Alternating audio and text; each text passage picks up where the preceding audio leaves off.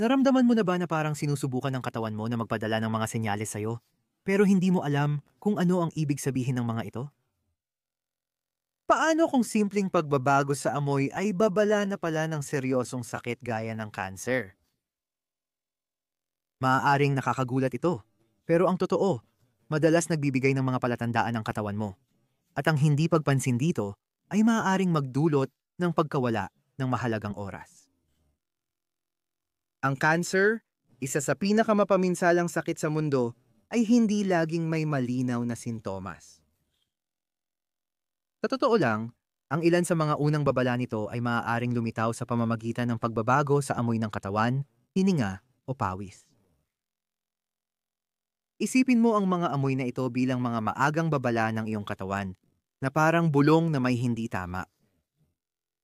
Kaya mo ba silang makilala? Sa video ngayon, aalamin natin ang siyam na amoy na may kaugnayan sa cancer na madalas hindi pinapansin ng maraming tao. Mga palatandaan na maaaring maging mahalaga para matukoy ang sakit sa mga unang yugto nito.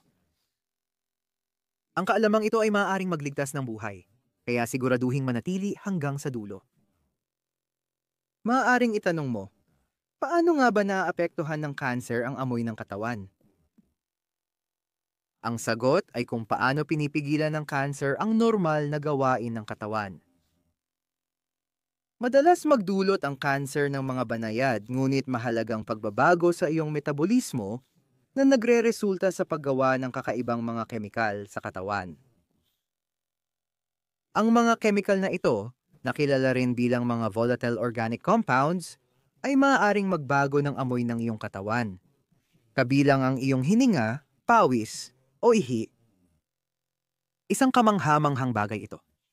Ipinapakita ng mga pag-aaral na ang ilang uri ng cancer tulad ng sabaga, balat at pantog ay gumagawa ng natatanging mga kemikal na palatandaan na inilalabas ng katawan sa hangin.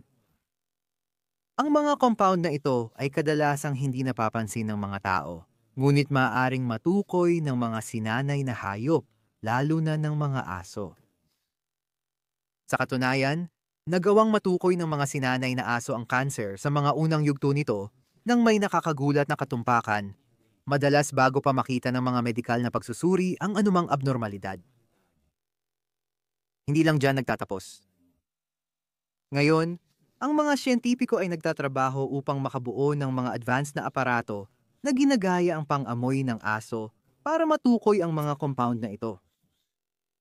Ang mga teknolohiyang ito, tulad ng mga electronic na ilong, ay maaaring magdulot ng revolusyon sa paraan ng pagdiagnose ng cancer sa hinaharap. Isipin mo ang isang simpleng aparato na kayang makadetect ng cancer sa pamamagitan lang ng pagsusuri ng iyong hininga o pawis. Pero hanggang sa maging malawakang available ang teknolohiyang ito, mahalagang bigyang pansin ang mga senyales ng iyong katawan. Ang isang matagal at kakaibang amoy na hindi mo maipaliwanag at hindi nawawala ay maaaring higit pa sa isang kakaibang pangyayari. Baka senyales ito ng katawan mo na kailangan mong gumalaw. Ang pagwawalang bahala sa mga banayad na senyales na ito ay maaaring mga hulugan ng pagkawala ng mahalagang oras para sa maagang pagsusuri at paggamot, kapag ang cancer ay mas madaling kontrolin at mas mataas ang tsansa ng kaligtasan. Una, ang hininga na may lasa ng metal ay maaaring magpahiwatig ng cancer sa dugo. Kung napansin mo ang matagalang lasa o amoy ng metal sa iyong bibig, parang kalawang na bakal o barya, maaaring ito ay isang nakakabahalang senyales. Ang amoy na ito ay maaaring magpahiwatig ng leukemia o lymphoma. Ang nangyayari ay ang cancer sa dugo ay nakakaapekto sa normal na produksyon ng mga selula ng dugo at binabago ang antas ng bakal at iba pang kemikal sa dugo. Kapag ang mga selula ng cancer ay nakikialam sa produksyon o pagkasira ng mga malulusog na selula, naaapektuhan din nila ang kemikal na balanse ng katawan, na nagreresulta sa mga compound na nagdudulot ng kakaibang amoy na ito. Ang amoy na ito ay inilalarawan na parang amoy ng kalawangin na bakal o lumang barya. Madalas itong mapansin lalo na kapag labis ang pagpapawis o pagkatapos ng magaan na pisikal na aktibidad. Ang pinakamalaking problema ay dahil ang senyas na ito ay subjective at hindi agad nagdudulot ng discomfort, madali itong hindi pinapansin. Karamihan sa mga tao ay iniuugnay ang amoy sa mga pagbabago sa paligid, pagkain o kalinisan nang hindi namamalaya na maaari itong seryosong babala na may mali sa katawan. Bukod sa amoy na metal, ang leukemia at lymphoma ay nagpapakita rin ng iba pang mga sintomas na kapag pinagsama-sama ay bumubuo ng isang nakakabahalang sitwasyon. Kasama rito ang matinding pagkapagod, tuloy-tuloy na lagnat, paulit-ulit na impeksyon, at hindi maipaliwanag na pagbagsak ng timbang. Kung naroroon ang amoy na parang metal kasabay ng mga sintomas na ito, dapat unahin ang paghingi ng tulong medikal. Ayon kay Urina, kapag ang ihi ay may napakalakas na amoy ng amonya, ang cancer sa bato ay isang seryosong kondisyon na kadalasang umuunlad ng tahimik. Isa sa mga dikaraniwang palatandaan na maaaring ibigay ng katawan ay ang amoy ng ihi. Ang matindi at matapang na amoy ng amonya ay maaaring isa sa mga unang babala. Ang amoy na ito ay nangyayari kapag ang mga bato na may tungkuling salain ang dugo at alisin ang mga lason ay nagsisimulang pumalya. Kapag naapektuhan ng cancer ang tungkulin nila, naiipon ang mga chemical na byproduct gaya ng urea na nagdudulot ng amoy amonya. Mahalagang bigyang diin na hindi lahat ng amoy ng amonya ay nangangahulugan ng cancer. Ang impeksyon sa ihi, matinding dehydration, at mga diet na mataas sa protina ay maaari ring magdulot ng pagbabago sa amoy ng ihi. Pero kung ang amoy na ito ay tuloy-tuloy at may kasamang ibang sintomas, mahalagang magpasuri pa ng mas malalim. Mga sintomas na madalas kasabay ng cancer sa bato, kabilang ang sakit sa likod, dugo sa ihi, labis na pagkapagod, at hindi maipaliwanag na pagbagsak ng timbang. Huwag balewalain ang mga palatandaang ito lalo na kung may matapang na amoy ng amonya. Isang karagdagang problema ay madalas nag-aatubili ang mga tao na humingi ng tulong dahil iniisip nilang hindi naman seryoso ang sintomas. Gayunpaman, mas mataas ang tsansa na magamot ng matagumpay ang cancer sa bato kapag ito ay na-diagnose ng maaga. Pangatlo, dumi na may napakalakas at kakaibang amoy. Ang colon at rectal cancer ay kabilang sa pangunahing sanhi ng pagkamatay sa buong mundo. Pero ang mga unang palatandaan nito ay madalas na hindi pinapansin o napagkakamalang mga karaniwang problema sa tiyan. Kabilang sa mga palatandaang ito ay ang pagbabago sa amoy ng dumi, na maaaring maging mas matindi, mas matagal, at magkaroon ng amoy na parang nabubulok. Ang kakaibang amoy na ito ay nangyayari dahil ang cancer sa colon at tumbong ay nakakaapekto sa proseso ng pagtunaw, na nagdudulot ng paglabas ng mga lason at gas na nagpapabago sa natural na amoy ng dumi. Ang mga pagbabagong ito ay maaaring maiugnay sa hindi kumpletong pagtunaw ng pagkain o sa pag-ipon ng mga nakalalasong sangkap sa bituka. Bagaman normal lang na magbago ang amoy ng dumi dahil sa pagkain o gamot, kapag ang amoy ng nabubulok ay naging madalas at hindi maipaliwanag, kailangan mong mag-ingat. Ang amoy na ito ay maaaring samahan ng iba pang mga nakakabahalang sintomas, tulad ng dugo sa dumi, tuloy-tuloy na pananakit ng tiyan, pagbabago sa mga nakasanayang pagdumi, at hindi maipaliwanag na pagbagsak ng timbang. Isang katangian na nagpapalubha sa panganib ng cancer sa colon at rectum ay ang maraming sintomas, kabilang ang pagbabago sa amoy, ay lumalabas lamang kapag nasa mas malala o mas advanced na yugto na ng sakit. Kaya naman ang mapansin ang pagbabago sa amoy ay maaaring isa sa kakaunting maagang babala bago lumala ang problema. Pang-apat, hiningang amoy matamis na parang bulok na prutas. Ang cancer sa baga ay isa sa pinakatahimik at delikadong uri ng sakit. Maaari itong umunlad nang hindi nagpapakita ng malinaw na sintomas sa mahabang panahon. Pero minsan may hindi inaasahang palatandaan ang amoy. Ang mga taong may cancer sa baga ay maaaring makaranas ng isang matamis, bahagyang prutas na amoy na nagmumula sa kanilang hininga.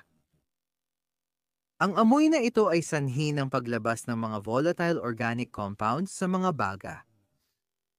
Ang mga compound na ito na nabubuo dahil sa nagbago na metabolismo ng mga selulang may cancer ay naiipon at maaaring maamoy sa hininga.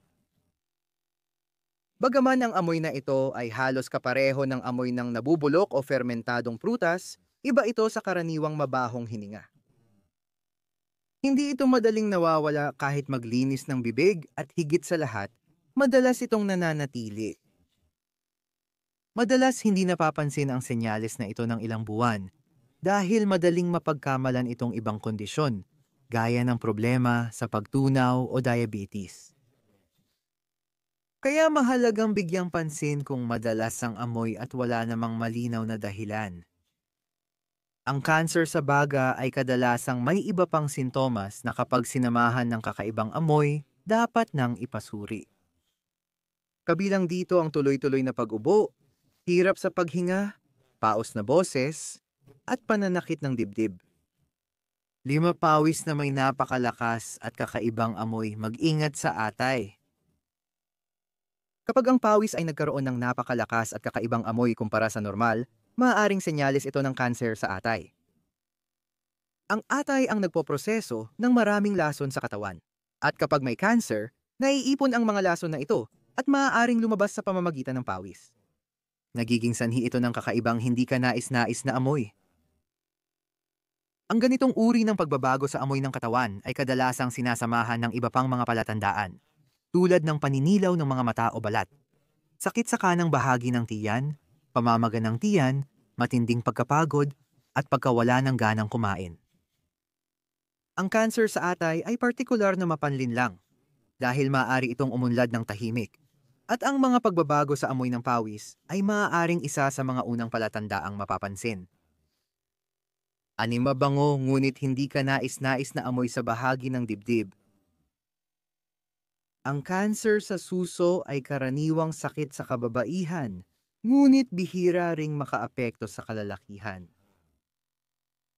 Isa sa mga hindi gaanong kilala at mas kakaibang palatandaan ng sakit na ito ay ang mabango, ngunit hindi ka nais-nais na amoy na maaaring manggaling sa balat o sugat na kaugnay ng tumor.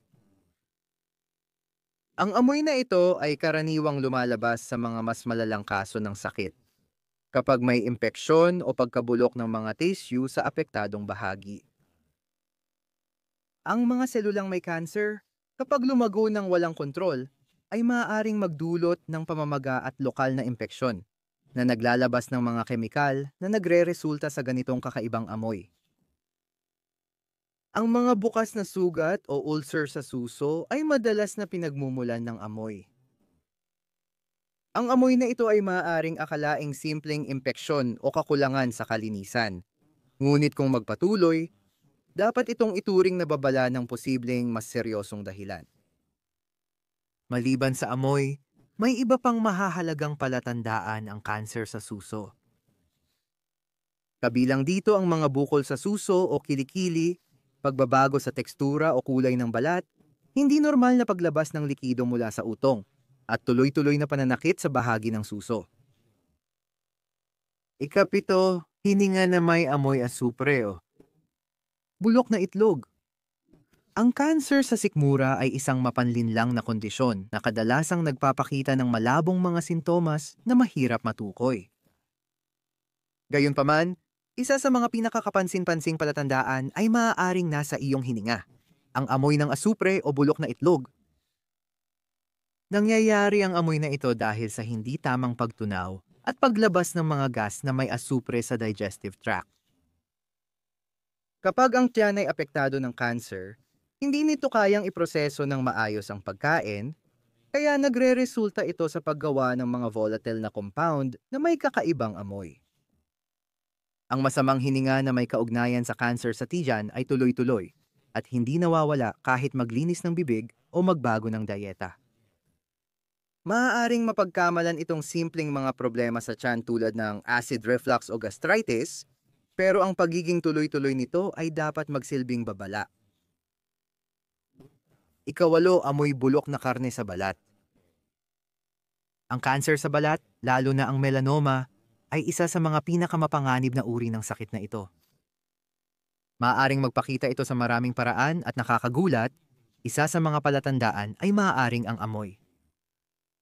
Ang mga taong may malalang cancer sa balat ay madalas na nagrereklamo ng amoy na parang nabubulok na karne o may nabubulok na bagay.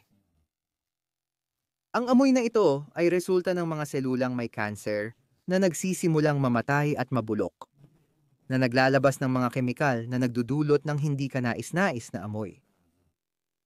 Ang amoy ng nabubulok na karne ay maaaring lumitaw sa mga bukas na sugat o mga sugat sa balat na hindi gumagaling.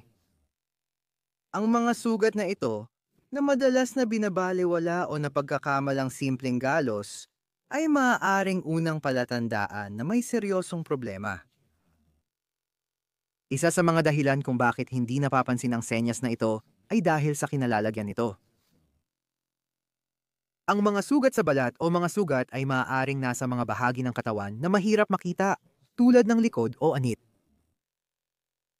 Bukod pa rito, ang amoy ay maaaring iugnay sa mga problema sa kalinisan, karaniwang impeksyon, o kahit sa paggamit ng ilang produktong pampaganda. Nono, amoy ng amag na nanggagaling sa bibig.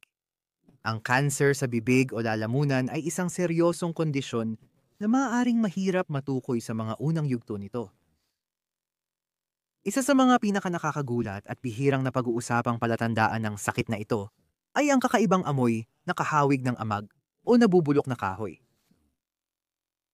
Ang amoy na ito ay sanhi ng iba't ibang salik, kabilang ang mga sekundaryang impeksyon, necrosis ng mga tissue, at ang paglabas ng mga volatile compounds mula sa mga tumor sa bibig o lalamunan. Habang lumalala ang cancer, naiipon ang mga compound na ito at nagdudulot ng natatanging amoy. Napapansin ng iba ang amoy kapag nakikipag-usap sa taong may sintomas, dahil mas halata ito sa hininga. Sa kasamaang palad, madalas itong iniuugnay sa hindi magandang kalinisan sa bibig o mga problema sa ngipin, kaya maaaring maantala ang paghingi ng tulong medikal. Ang amoy na parang amag ay kadalasang sinasamahan ng iba pang mahahalagang palatandaan. Kabilang dito ang matagal na pagkapagaspang ng boses, hirap sa paglunok, mga sugat sa bibig o lalamunan na hindi gumagaling, mga puti o pulang batik sa bibig, at maging pananakit ng tainga. Hindi maipaliwanag. Naisip mo na ba na ang isang bagay na kasing banayad ng amoy ay maaaring maging unang babala ng isang seryosong sakit? Ang katawan mo ay isang kamanghamanghang makina na palaging nagpapadala ng mga senyales kahit sa pinakabanayad at hindi inaasahang paraan. Ang mga amoy na pinag-uusapan natin ay maaaring mukhang walang halaga sa unang tingin, pero para sa mga nakakapansin, maaari itong magsilbing mahalagang palatandaan na maaaring magligtas ng buhay. Ang maagang pagtuklas ay isa sa pinakamakapangyarihang sandata na mayroon tayo sa laban kontra cancer. Kapag nakikinig tayo sa katawan at kumikilos agad, mas marami tayong oras, pagpipilian, at mas mataas ang tsansang malampasan ang sakit. Huwag baliwalain ang matagal na amoy, kakaibang pagbabago, o patuloy na sintomas. Bawat segundo ay mahalaga at ang iyong kalusugan ay sulit sa anumang pagsisikap. Kung ikaw o ang isang mahal mo sa buhay ay nakakaranas ng alinman sa mga senyales na tinalakay natin ngayon, huwag mag-atubili agad na humingi ng tulong medikal. Ang pagkilos ngayon ay pagmamahal, hindi lang para sa'yo kundi pati sa mga nagmamalasakit sa'yo. Ang buhay ang pinakamahalagang regalong mayroon tayo. Sa pagiging maalam at pagbabahagi nito, matutulungan mong mapataas ang kamalayan at hikayatin ang iba na unahin ang kalusugan nila. Tandaan mo, ang iyong katawan ay nakikipag-usap sa iyo. Nasa iyo kung makikinig ka. Nasa iyo ang desisyon. Kikilos ka ba base sa natutunan mo o hahayaan mong hindi mo mapansin ang mga senyas na ito? Huwag maghintay, ngayon ang tamang panahon kumilos. Mahalagang tandaan na ang mga amoy na ito ay maaaring dulot din ng ibang hindi gaanong seryosong dahilan, tulad ng impeksyon, simpleng pagbabago sa pagkain, o mga gamot. Lagi kang maghanap ng tamang payo mula sa doktor para sa wastong pagsusuri.